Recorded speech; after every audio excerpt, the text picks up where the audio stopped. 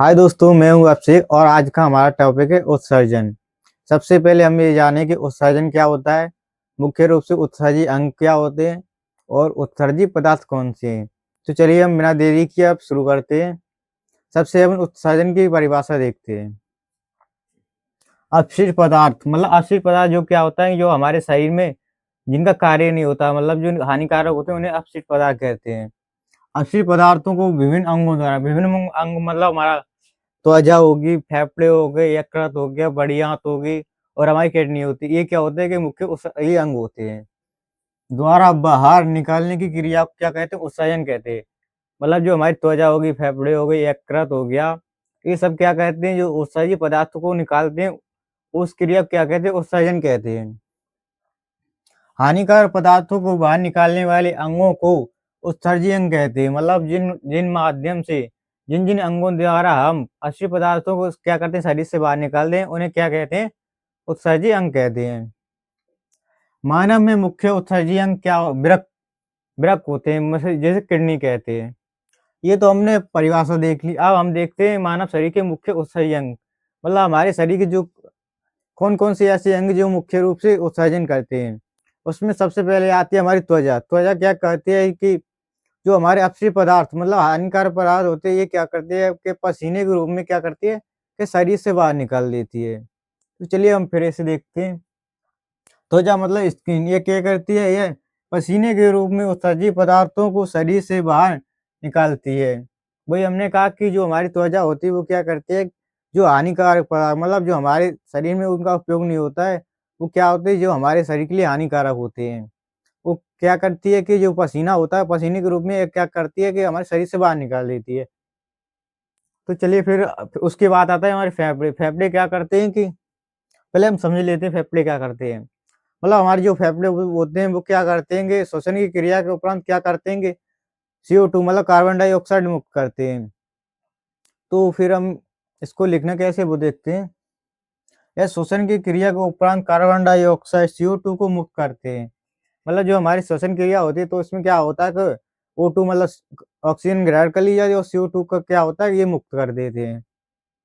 उसके बाद आती है बड़ी आंत। बड़ी आंत का क्या होता है कि ये क्या करती है, जो हमारा भोजन होता है इसमें क्या होता है, जल होता है, जल का क्या होती है, अवशोषण कर लेती है और जो हमारा अपशिष्ट पदार्थ मतलब भोजन बनता है उसे क्या करती है कि गुदा द्वार द्वारा शरीर से बाहर निकाल देती है। ये क्या होती है, यह पाचन की क्रिया के बाद अपशिष्ट पदार्थों को मल के रूप में बाहर निकाल देती है। मतलब हमारा जो बचा हुआ भोजन होता है उसे क्या करती है कि ये मल मतलब लैट्रिन के माध्यम से इसे बाहर निकाल देती है। ये हमारे दो भाग, दो क्यों, ये हमारे 3 अंग हो गए, अभी 2 अंग और हैं वो हम अभी देखेंगे। बड़ी आंत के बाद आता है हमारे यकृत। यकृत क्या करता है कि जो हमारे शरीर में हानिकारक पदार्थ होते हैं वो उसको क्या करता है, कम हानिकारक पदार्थ में बदल के क्या करता है, उत्सर्जन की क्रिया में सहायता करता है। ये क्या करता है कि जो हमारे शरीर में अमोनिया का निर्माण होता है इसको करता है कि इसको कम हानिकारक पदार्थ के यूरिया में क्या करता है, परिवर्तित कर देता है। तो चलिए हम इसे देखते हैं। यकृत या लीवर ये हानिकारक पदार्थों को कम हानिकारक पदार्थों में परिवर्तन का उत्सर्जन की क्रिया में सहायता करता है।